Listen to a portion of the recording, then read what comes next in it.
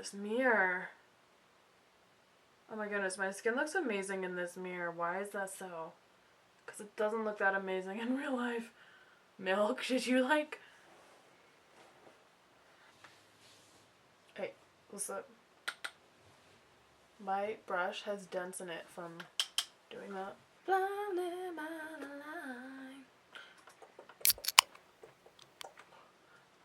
Oh, my cheek is on fire. My cheek is on fire. Look at that. Look at it. I look so good.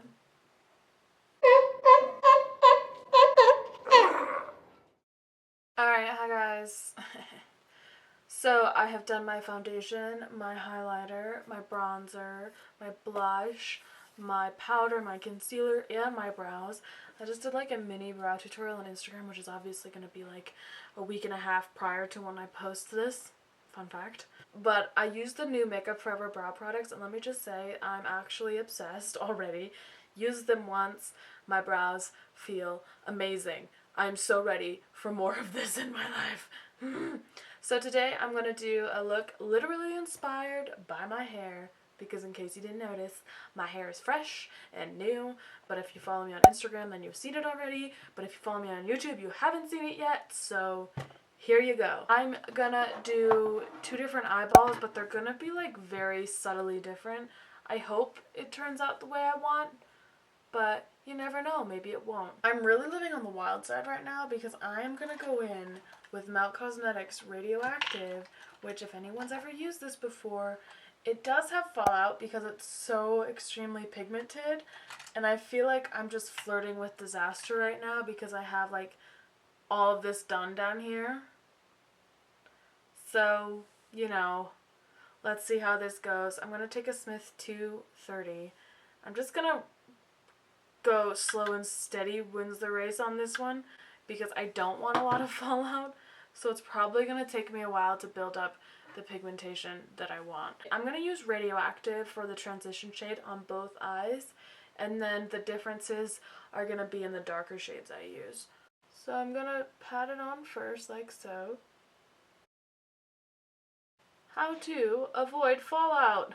Don't add pigment too fast. So another reason I did my foundation first is because the way I do this eye look specifically, I know what eye look I'm gonna do. It's one of my favorite eye shapes, and the way I do this, I do the transition shade on the top and bottom. So I need to be able to go down here. And so this is what my favorite thing to do is. I'm using the same brush. You guys can see this.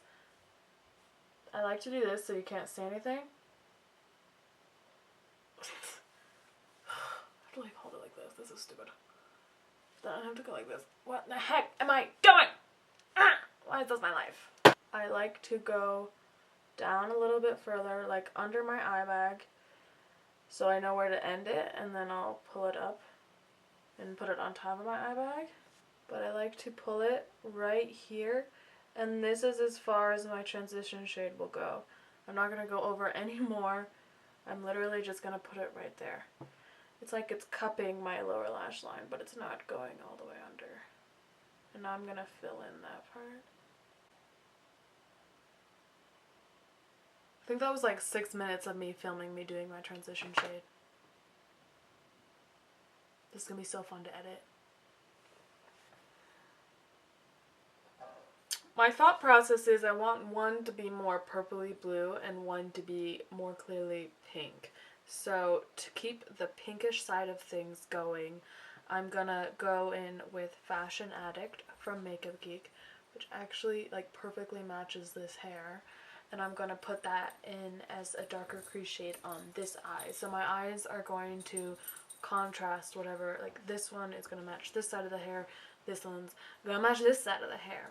So I know this is slightly selfish, but I think the colors and the technique will still be fun and you'll learn something. And if you want to do complementary eyes or like different eyes,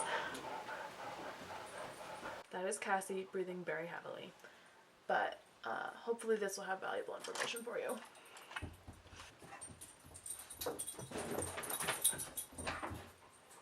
Sorry if you can hear my dogs.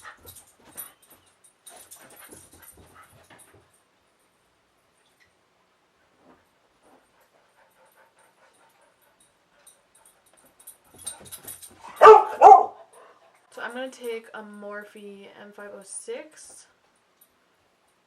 and just dip into Fashion Addict. Hi, voiceover Kristen here. This is good a time as any to let you know that for the duration of this video, what remains, Cassie May will be chewing a bone for quite a bit of it. So enjoy and have fun with this little snippet of me blending eyeshadow. I don't look like I have pink eye at all right now. Definitely not. Definitely not. I'm going to take MakeupGeek's Hologram, which is a pressed pigment. I'm going to use my finger. It looks like that. It's kind of like an orange with, like a peach with some like pinkish greenish reflex. I think it'll be really pretty as a lid color. And it is really pretty as a lid color. So that worked out well, in my opinion.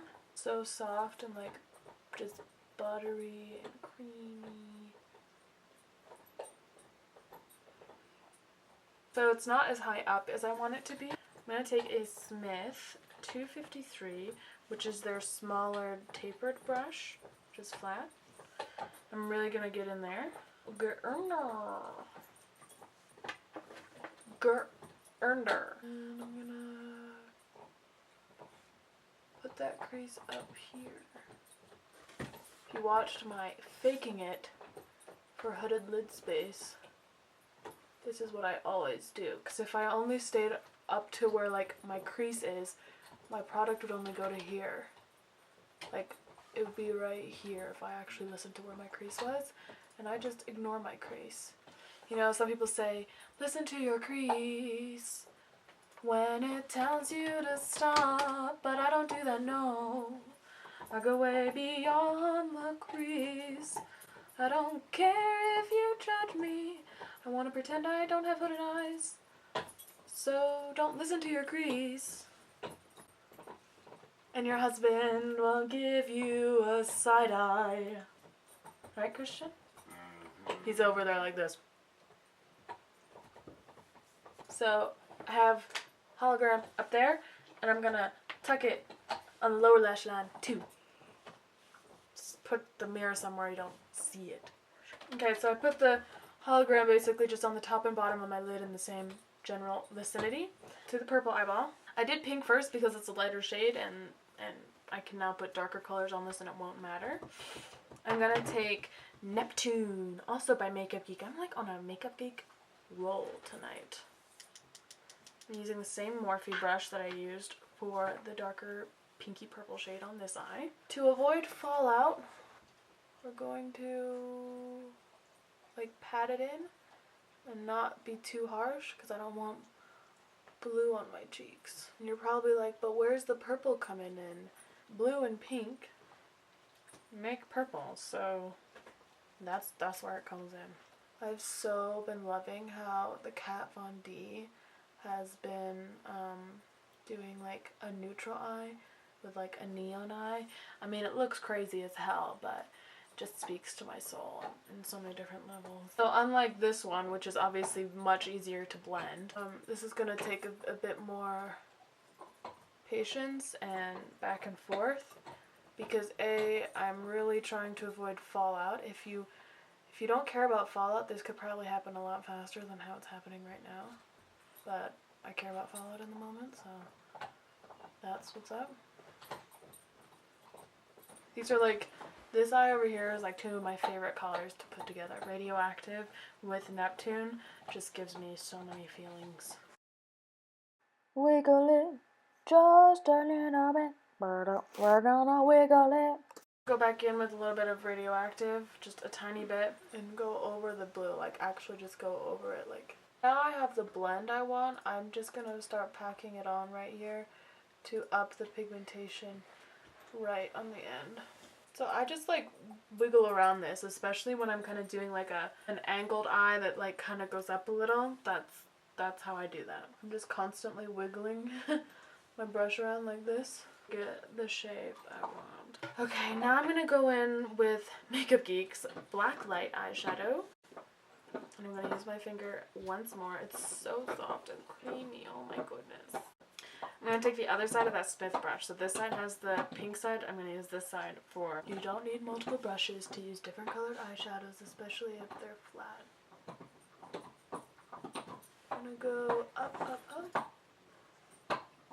I'm just going to go quickly through and do any touch-ups I think I need, but I'm pretty much good. Okay? Okay, here are the state of things.